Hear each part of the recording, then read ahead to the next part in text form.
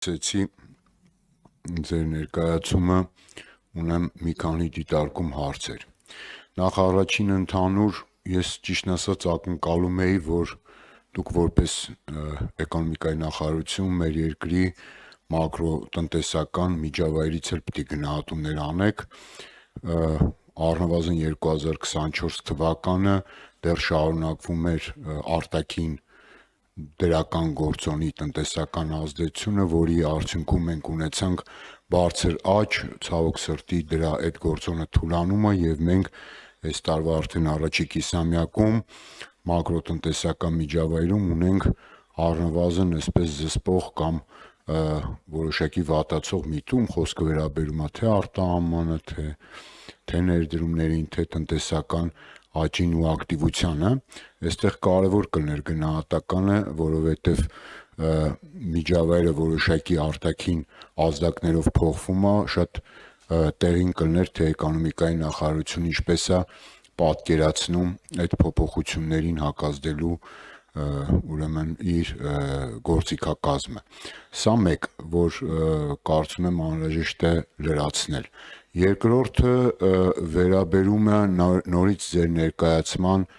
բովանդակությանը։ Տեսեք, պարոն Պապոյան, դուք ասում եք, այս ծրագիրը ծախսել ենք այսքան միլիարդ, նախատեսված է եղել որպես կանոն մի քիչ ավելի շատ, ճշգրտել եք մի քիչ, ծախսել եք եւ ֆինանսական ցուցանիշներ եք ցույց տալիս, կամ դրա ոչ ֆինանսական, բայց ուղիղ բխող ֆինանսականից ծրագիր են կարել 5 շահառուի համար, 5 շահառուն եկել է, այս փողը ստացել պետությունից գնացել։ Սա հանրությանը շատ բան չի տալիս, տեսեք, որտեվ ազդեցությունը ոչ թե նրա համար է, որ ծրագիր անենք 5 շահառու փող ստանա կամ, չգիտեմ, մասնակցի էքսպոյին կամ էս ինչ լինի, այլ վերջնարդյունքը ծրագրային բյուջետավորման պարագայում որպես էկոնոմիկայի նախարարություն պիտի դուք օրինակ պատկերացնեք, թե ուներ այսքան շրջանառություն է, շրջանառությունը դարձավ այսքան շրջանառություն, ուներ այսքան աշխատատեղ, այս ձեր աջակցությամբ դարձավ այսքան աշխատատեղ, ուներ կրճատման կոնկրետ ռիսկ կամ այսպես ապախտանման միջավայր, աջակցության հետևանքով դա կանխվեց եւ այլն։ Սա է պետք ներկայացնել եւ կարծում եմ սա շատ կարեւոր է մանավանդ հիմա տեսեք դուք որպես նաև նախարար վստահ եմ ավելի քաջատեղյակ եք իրականում կոնկրետ շատ ոլորտներ այսօր գտնվում են բավականին լուրջ եւ աճող դժվարությունների ֆոնին սկսած արհեստական արտաքին խոչընդոտներից արտահանմանը վերաբերող որոնք պարբերաբար կրկնվում են վերջացրած այդ իմ ասած միջավայրի արտաքին միջավայրի փոփոխությունը, որ օբյեկտիվորեն ավելի դժվարացնում է։ Ես բազմաթիվ մարդկանց հետ եմ խոսում տնտեսական գործունեությամբ զբաղվող, փոքր միջին հատկապես բիզնեսի։ Բոլորը ասում են նախորդ տարվա համեմատ կահույքագործներից մինչև տրանսպորտային ընկերություններ, հանրային սննդի օբյեկտներից մինչև, այսպես ասենք, զբոսաշրջիկությանը զբաղվող գործունեություն։ Հիմա հարցս հետևյալն է, այսինքն այստեղ կան լուրջ դժվարություններ եւ ստանդարտ են ծրագրերը, որոնք անցած տարի իրականացրել եք եւ հիմա բերել եք դրա կատարողականը, ոնց եք վերաիմաստավորում, որտեվ իրական բան է փոխվել։ Նախորդ տարվա հետ համեմատ իմ նշած ոլորտներում հիմա պարոն Թունյանը թույլ չտվեց կշարունակեի, բայց այդքան էլ բավարար է, կոնկրետ ունեն էական կրճատումներ, դժվարություններ նախորդ տարվա համեմատ։ Տեսել երրորդ հարցը եւ վերջապես 6 ամիս անցել է արդեն, երբ որ փոքր բիզնեսի եւ միկրոբիզնեսի հարկը ձեր կառավարության առաջարկով ձեր քաղաքական ուժը պարլամենտում կրկնապատկեց։ Հիմա դուք ասում եք ընթացքում մենք կվերլուծենք, կհասկանանք, արդյոք դա էֆեկտիվ էր, էֆեկտիվ չէր եւ կանրադառնանք։ Հիմա լավ ժամանակն է, տարին կիսվել է, արդյոք այդ բերեց են ձեր սպասումները հարկայի մուտքերի եւ արդյոք այդ ապախտանման են բարձր ռիսկը, որ տեսնում էին նաեւ այդ բիզնեսով զբաղվողները, հետևանքներ չունեցան։ Ինչպիսի գնահատում կա, թե ամեն ինչ լավ է, նորմալ է եւ այսպես կարելի է հարկային բեռը փոքր ու միջին բիզնեսի վրա տենց շեշտակի բարձրացնել, մինչեւ մի օր երևի դրանից էլ չունենանք։ Միջև պարոն Պապյանը կպատասխանի զուտ ընթացակարգի հետ կապված բանավիճ, ասեն դուք մի քիչ ուշ եկաք, մենք սկզբից պայմանավորվել ենք, որ 1 րոպե հարց, 1 րոպե էլ արձագանք լինի, բայց ես ձեզ չընդհատեցի մինչև 5 րոպե, այնպես որ խնդրեմ պարոն Պապյան։ Ժամանակը պահել էի պարոն Ավետիսյան, խնդրեմ պարոն Պապյան։ Հարցերը բայց այնքան շատ էին, որ երևի մի 50 րոպե ըստ էության պատասխանելու համար պետք կլինի, բայց փորձենք նախ սկսենք ընդհանուր մակրոտնտեսական շրջանակի ներկայացումից։ Ես ճիշտ ասած նաև ժամանակային սահմանափակության պատճառով կենտրոնացա կոնկրետ միայն կատարման եւ արդյունքային ցուցանիշների վրա։ 24 թվականի հնայի արդյունքներով պատասխանեմ հնան գերազանցել է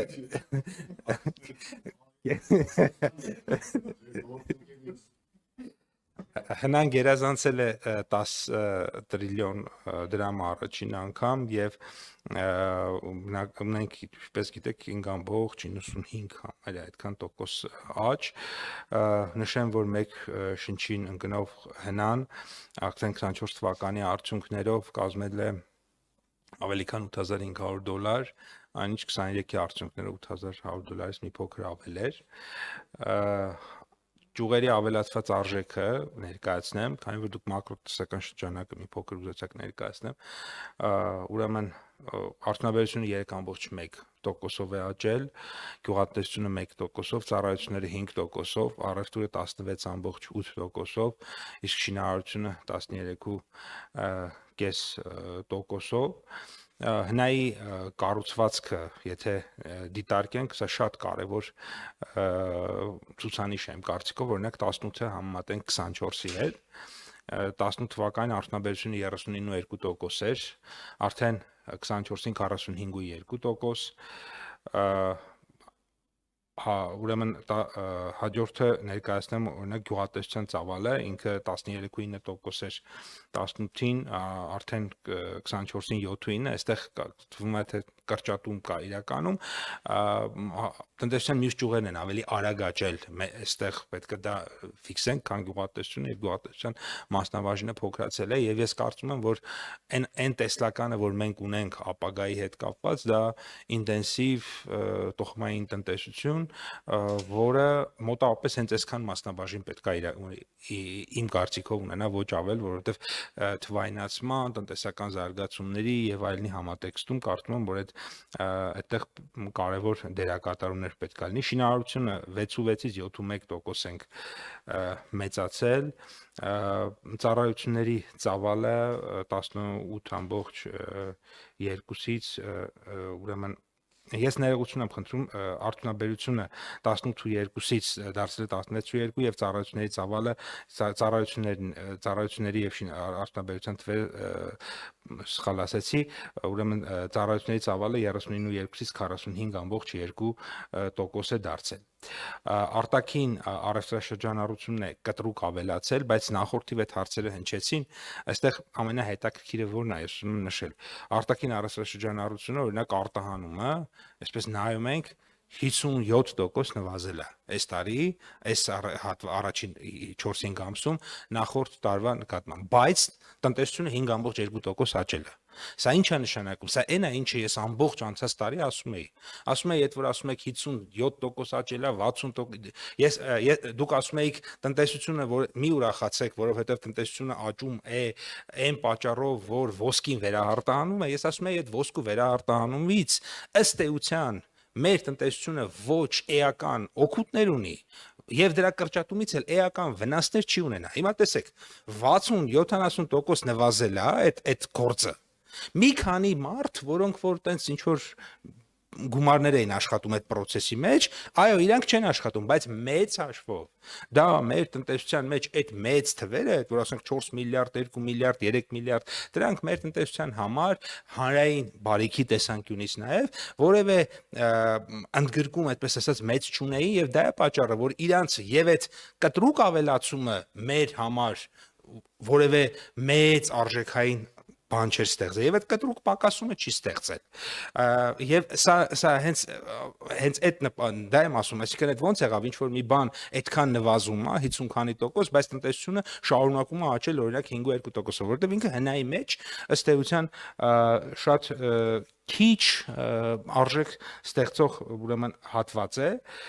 բայց այնուամենայնիվ 24-ի թվերն եք ներկայացնում, գիտե, օրինակ, արտահանում աճել է 53.1%, 13 միլիարդ, բայց այնուամենայնիվ ես էլի եմ կրկնում, սա ես երբեք չեմ համարել, որ մենք այս թիվը պետք է վերցնենք որպես մեր ուրեմն բազային աշխատանքի ցուցանիշ, այսինքն վերարտահանումը, ոսկին եւ այլն կարելի է դնել մի կողմ եւ առանց դրա նայել օրինակ ինչքան ենք ավելացել կամ ինչքան ենք նվազել ուրեմն արտահանման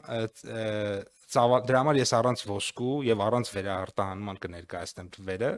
տեսեք ուրեմն արտահանման ծավալն առանց ոսկու վերարտահանման այդ ոսկին եթե հանում ենք ուրեմն կազմել է 8.5 միլիարդ ուրեմն արտահանման ծավալը 23 թվականին 8.5 միլիարդ է եղել առանց ոսկու 6.8 միլիարդ ուրեմն արտահանման ծավալը 24 թվականին եղել է 13.1 առանց ոսկու 7.5 այսինքն եթե ոսկին հանում ենք 6.8-ը դարձել է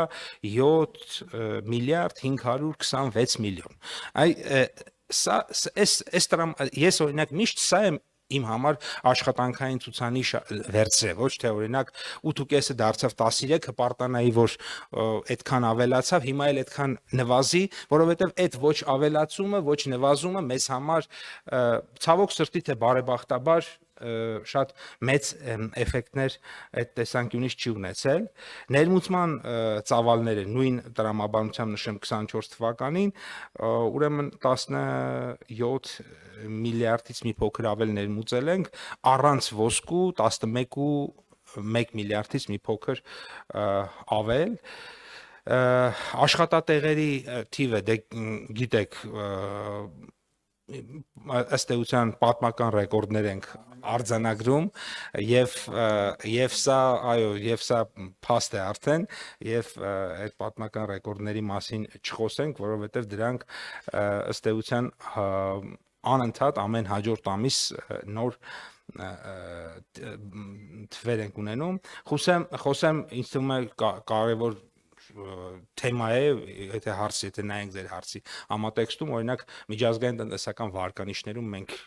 ինչ դեր ունենք, որովհետև էկոնոմիկայի նախարարության կամ կառավարության քաղաքականության արդյունքում դրանք կարան եւ իջնեն եւ հելնեն։ Իհարկե էկզոգեն եւ էնդոգեն տարբեր գործոններ դրա վրա ազդում են, բայց նաև մեր քաղաքականություններն են դրա վրա ազդում։ Moody's-ում ըստ էության BA3 պահել ենք, Fitch-ում BB- պահել ենք, S&P Global-ում BB- պահել ենք, Economic Freedom Index-ում առաջընթաց ունենք։ 50-րդն էինք, դարձել ենք 47-ը, 184 երկրների մեջ Global Innovation Index-ում էլի առաջընթաց ունենք 72-ն էինք դարձել ենք 63-ը 133 երկրների մեջ առաջին անգամ հաշվառվել ենք Travel and Tourism Development Index-ում 72-րդն ենք 119-ի մեջ Economic Complexity Index-ում նոր տվյալներ չեն հրապարակվել, վերջին հրապարակված տվյալները, ուրեմն 91-րդն ենք 133 երկրների մեջ 21 թվականին եւ սա մեր թիրախն է, ըստ էության տնտեսական բարդության ավելացումը եւ նույնն ենք մնացել Corruption Perception Index-ում, այստեղ էլի 62-63-րդն ենք վերջին 3 տարիներին ոչ մի փոփոխություն ցավոք սրտի չունենք եւ սա ուսումնասիրել ենք տարբեր խնդիրներ կա այդ թվում նաեւ դատական համակարգում վճիռների արագության հետ կապված եւ այլն այսինքն այսպիսի հարցեր կա եւ իհարկե մտավոր սեփականության պաշտպանության հետ կապված եւ սա այս պահին մեր կարևոր թիրախներից է ձեր վերջի հարցին էլ մի փոքր անդրադառնամ որտեղ հարցերը այնքան շատ են հնարավոր չի ստեղծության բոլոր հարցերին պատասխանել մենք փոփոխություններ ունենք մեր քաղաքականություններում պարոն Ավետիսյան Հովհաննիսյան եւ այդ է նպատակը, որ այդ պատճառով հենց հիմա կառավարությունում է 3 ռազմավարություն, դա արտահանման ռազմավարությունն է մեր, երկրորդը փոքր եւ միջին բիզնեսի զարգացման ռազմավարությունը, որը դուք մատնանշեցիք, եւ մեզ համար հասկանալի է, որ փոքր եւ միջին, այսինքն մենք այնտեղ թիրախավորել ենք այդ ռազմավարության մեջ փոքր եւ միջին բիզնեսը, դրա զարգացման նոր ուրեմն զարգացման համար կոնկրետ գործողությունների ծրագիր ենք մշակել եւ ամենահետաքրքիրը այնտեղ մի շատ կարեւոր կետ ունենք գաղափարից բիզնեսի անցման, նախկինում էլ է դա ինչ որ կերպ կիրառվել, հիմա ավելի լավ մեթոդաբանություն ենք փորձել կիրառել, այդտենա որ բոլոր այն մարդիկ որոնք ունեն շատ լավ գաղափար, խոսքը պարզ առևտրային գործունեության մասին չի, բայց չունեն փող, մենք իրենց ինչ որ չափով աջակցենք, որպեսզի իրանք երաշխիք տանք, որպեսզի իրանք ունենան փող այդ գաղափարը իրականացնեն եւ երրորդ ռազմավարությունը որոշեցի դա կանաչ տնտեսության ռազմավարությունն է, այսինքն առհասարակ անընդհատ նոր ժամանակներին համահունչ ռազմավարական առաջնահերթություն են կանում։ Հիմա նաև մի հարց էս ասեմ ու ավարտեմ, մի հատ կարևոր բան դուք ասացիք, ասում եք այդ քաղաքականությունները օրինակ ինչպես են հողի վրա արտացոլվել։ Ամենահասարակ օրինակը բերեմ, օրինակ արտադրողականությունը մեր երկրում 1 ժամ հնան մոտավորապես օրինակ հասարակ օրինակ բերեմ 2013-17 թվականներին 4-5 տարում $1 է աճել։ Միայն ամբողջ անցած տարի $1 է աճել։ Ընդ որում ինչի են վերցնում միայն ամբողջ անցած տարի, որ խոցելի չլինի, որ ասեմ 18 թվականից հետո այսքան կասեք դոլարը արժեզրկվել, արժևորվել եւ այլն։ Անցած տարի կոնկրետ ընդհակառակը մեր դրամը հələ մի բան էլ արժևորվել է, այսինքն այս ցուցանիշի վրա ինքը նույնիսկ բացական ազդեցություն ա ունեցել, բայց մեր արտադրողականությունը ավելացել է։ Ինչու է ավելացել։ Ես դա ուղիղ կապում եմ մեր քաղաքականության հետ։ Մենք հիմա արտադրողականության խթանման ծրագրով արդեն 1.4 միլիարդ դոլարի պորտֆել ունենք։ Ինչ նշանակում 1.4 միլիարդ դոլարի, այսինքն 1.4 միլիարդ դոլարի մեր բիզնեսը գնացել է մեքենա սարքավորում առել, իր 90-ականների սովետական ժամանակների այն հին տեխնոլոգիան փոխել է նոր ժամանակակից գերմանական, ամերիկյան, չինական, տարբեր երկրների արտադրության մեքենա սարքավորումներ են բերում, որոնք իրենց արտադրողականությունը ավելանում, այսինքն քաղաքականություն, արդյունք կապը շատ տեսանելի է եւ ես դրա հետ եմ պայմանավորում։ Շնորհակալություն։ Պարոն Ավետիսյան, եթե արձագանքում եք, խնդրում եմ մենակ կարճ։ Հա, ես ուղղակի աննախադեպ եւ ասում եք այդ մեծ հանգրվանների եք հասնում, ոնց եք ասում,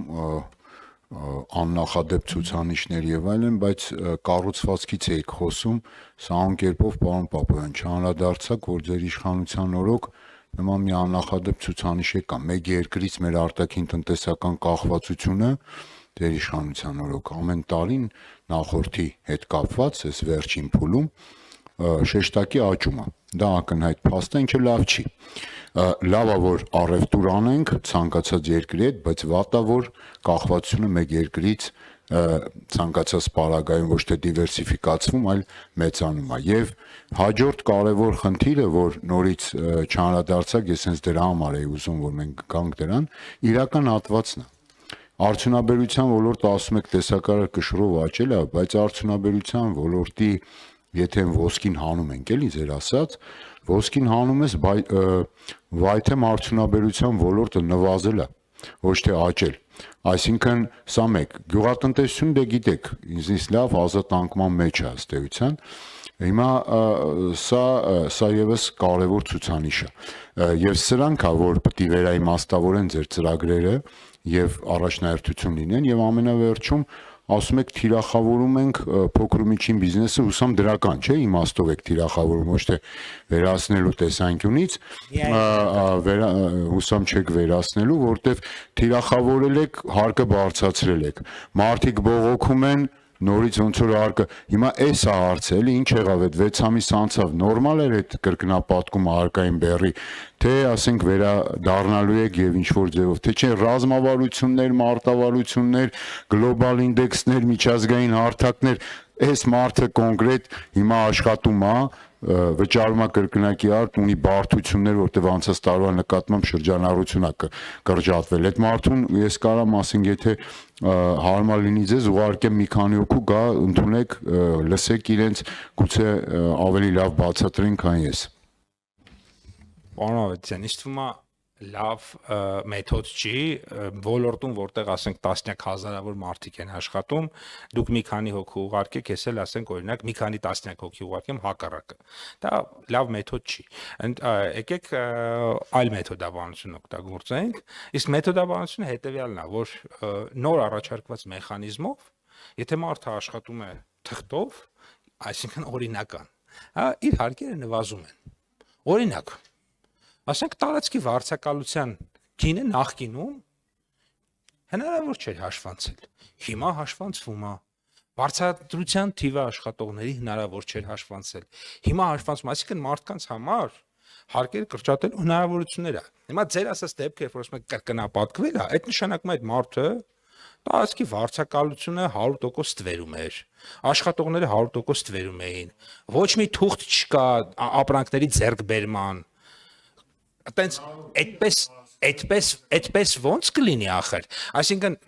ապրանքները ձեռք բերելու թուղթ չկա, բան չկա, այսինքն ի՞նչ է, գնում են Վրաստանից 25 կիլո ինչ որ բան են բերում, ոչ բանա չգրանցված աշխատողով վաճառում են, տարածքի վարձակալության փողն էլ սևով տալիս են, այսինքն այդ դուք այդպես եք պատկերացնում բիզնեսի զարգացումը Հայաստանում։ Ես այդպես չեմ պատկերացնում եւ իմ դուք հիմա իսկ ես նկարագրում եմ շատ մարդկանց դեպքում, որոնք որ այդպես չեն աշխատում եւ իրենք կարողանում են պատշաճ փաստաթղթավորում արել եւ իրենց հարկերը օրինակ չեն ավելացել նվազագույնը կամ կարող են նույնիսկ եւ հնարավոր է նույնիսկ պակասեն, որտեղ հնարավորությունը այդպեսին է։ Եվ երբ որ մենք խոսում ենք մեր ռազմավարությունների իրականացման մասին, այո, ես խոսում եմ այնպիսի տնտեսվարողների մասին, որոնք որ պատշաճ հարկային իրենց հարկային պարտականությունների պատշաճ են իրականացել եւ այլն, որտեղ մեր ծրագրերի մեջ շատ կարեւոր պատճառ է, պայման է, այսինքն էկոնոմիկայի նախարարության, պետության, ժողովրդի փողից օգտվելու համար պետք է պատշաճ վարկագիծ բնականաբար ունենալ եւ այդ վարկագծին համապատասխանող բոլոր տնտեսվարողները մեզ մոտ բոլոր տնտեսվարողների առաջ, այսպես ասած, մեր դռները բաց են եւ մենք իրենց աջակցում ենք։ Որոշակի ուղղություններով թերակատարումները հենց նաև դրանով է պայմանավորված, որ տարվա ընթացքում օրինակ իմ գնահատմամբ ինչ որ ծրագրերի արդյունավետություն բավարար չի եղել, այսինքն ես նայել եմ, տեսել եմ, որ այս ծրագիրը արվել է, արդյունքային ցուցանիշները բավարար չեն եղել, համարել եմ, որ պետք է այդ ծրագիրը ել չանենք։ Օրինակ, այդպես եմ կարծում, որ ես կարծում եմ, որ արդեն եւ շրջանառել ենք, օրինակ, բարձր որակավորում ունեցող մասնագետների ծրագիրը ինքը այս փուլում այլևս ինչ թվում է պետք չի, օրինակ մենք պետքա իմ կարծիքով դա արդեն ավարտենք եւ այդ գումարները օրինակ ուղղենք նույն արտադրողականության խթանման ծրագրում ավելի լավ խթաններ տալու, որովհետեւ այստեղ մենք տեսնում ենք շատ ավելի չափելի, շատ ավելի հաշվելի եւ շատ ավելի տեսանելի աճեր դրած գումարի եւ արդյունքի եւ տնտեսության մեջ դրա էֆեկտների եւ նաեւ մեր քաղաքականությունների հետ համահունչության մասով։